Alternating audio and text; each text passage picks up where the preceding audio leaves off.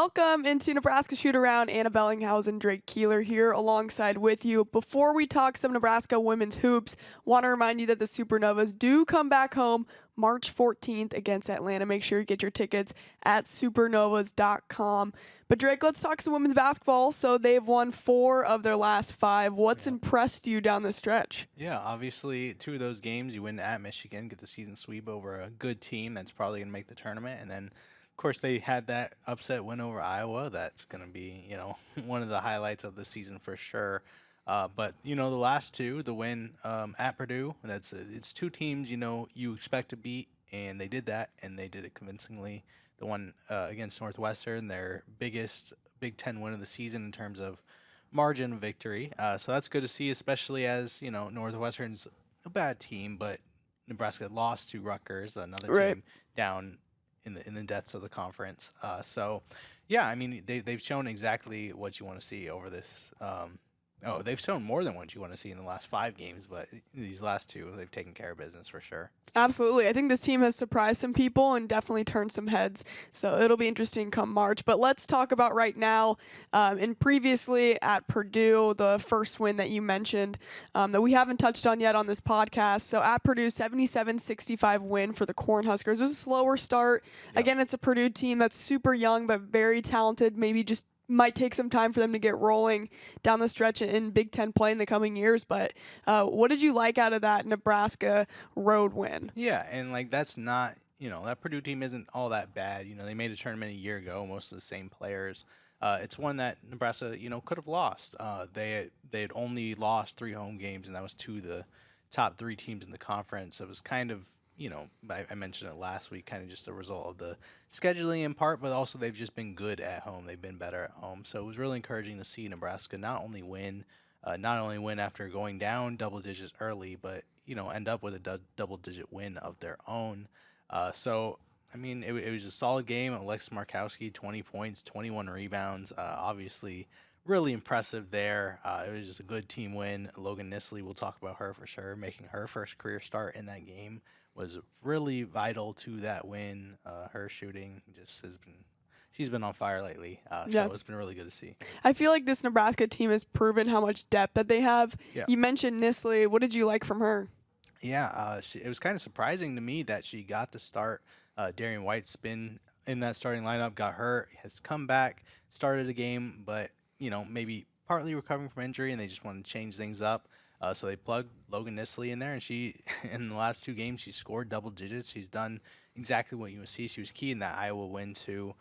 So obviously, a really great shooter, works on the defensive end, is a little more than a shooter. She's driven the ball and things like that. So she's been really great in that starting role, and you feel like they're kind of figuring out. Obviously, we'll see in the next 2 games and through the postseason, but it looks like the starting lineup is one that's been working for them really well. Yeah, that was my next question was, do you feel like Amy Williams keeps Nissley in that lineup? I feel like you kind of have to. And a bench unit, when you look at the guards, kind of Darian White and Callan Hake and Maddie Kroll, you're fine with bringing those. Right. Those are the players with starting experience for sure. Kendall Moriarty's been good. She's not going to put up kind of the big scoring totals most game, but she makes good plays. It's hard to stop her at full speed. They run an inbounds play for her, get her going towards the rim, and she's usually shooting free throws at least at the end of those. So it's been really good to see. It feels like it's a bigger lineup too. Jazz Shelley's 5'9", but the rest are 6 foot and up, and that's been something they haven't gone with in the starting lineup. So that's been good to see as well. It's something that works for them defensively. Yeah. Annika Stewart also, what's been her impact on this team recently? Yeah, she's kind of had some struggles this year in terms of shooting percentages not being there. Had some games where she just didn't play. But in the Northwestern game, 5 for 5 in the second half, scored 10 points. She was making plays that we haven't seen from her a ton this year. So that was really encouraging, really good part of why they were able to win by so much. The front court just as a whole gave them a spark in that second half.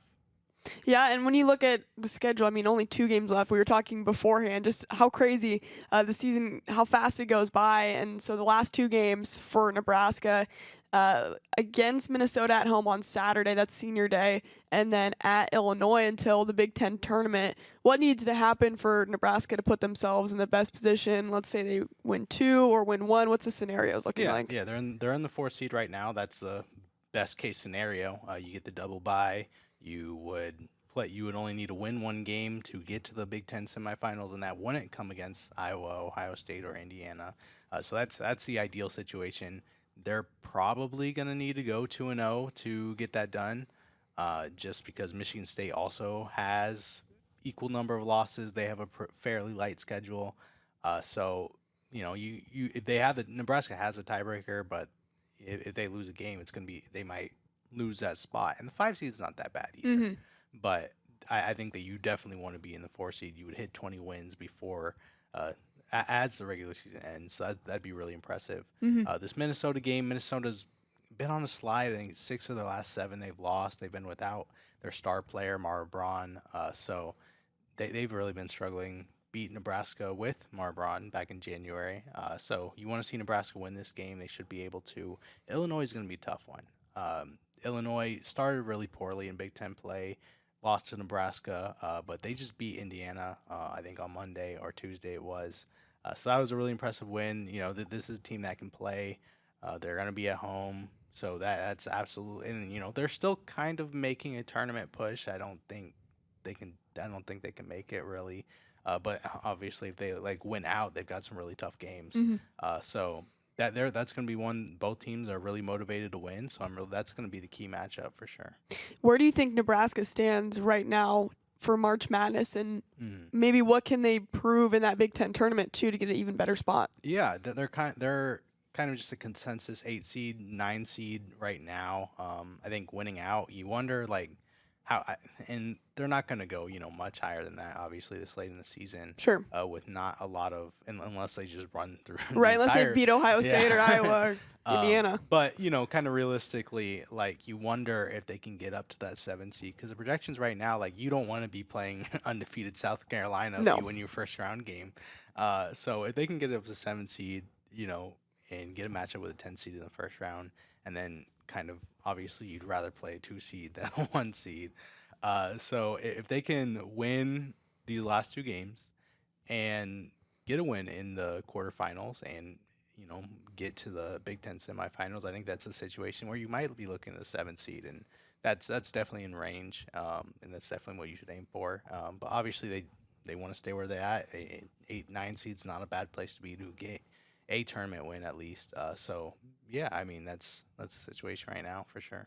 How deep could you see this team going in March? I know it's obviously early to say that, but just with the depth that this team has, how much of a run could you see them make? Yeah, I think that's one of their biggest strengths. It's why, part of why they were able to beat Iowa and why they've been able to make kind of late runs in games this season, no matter the opponent, is because they have depth. They have players that can come in anytime and get some buckets. So obviously, they'll be pretty evenly matched with whoever they play in the first round. Second round, it's going to be really tough no matter what. Obviously, I mean, South Carolina, undefeated, don't want to match up with them. But any other team, you'd give them an outside chance at least. We saw 2 1 seeds fall in the round of 32 last year. So it's not impossible. And, they're the type of team that can have a chance, can make those games competitive. So it's going to depend on matchups. Outside of the 1 seed, things have been really fluid this year. There was a stretch of 5 weeks where the number 2 seed lost. That the top 16 is really good, but they've all been swapping around. They've all been losing games here and there. So you don't think an upset is totally out the question there. Obviously, it's going to be really hard, but yeah, I think you want to win 1 game. Nebraska hasn't done that under Amy Williams in 2 tournament appearances, so I think that's kind of the goal. But yeah, anything can happen in March, Drake. We know that for sure, and obviously this Nebraska team has a lot of fight in them. Saw them beat Iowa, of course, at home, so anything is possible. Well, that is the Nebraska shoot-around today. Drake Keeler, thanks so much for joining me, and you can follow his Twitter, Instagram, Facebook. What else you got? You got a MySpace anymore, Drake? No, I've never had one. You can follow him for all Nebraska women's hoops updates. Thanks, guys, so much for joining us.